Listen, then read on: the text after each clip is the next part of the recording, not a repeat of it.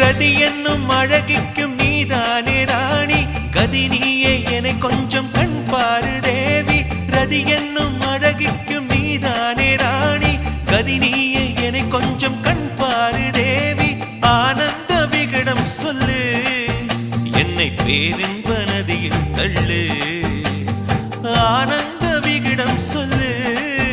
என்னை பேரின்ப நதியில் தள்ளு நான் பாக்யாதிபதியானேன் உன்னாலே கண்ணே உஷா பசும் பொன்னே உஷா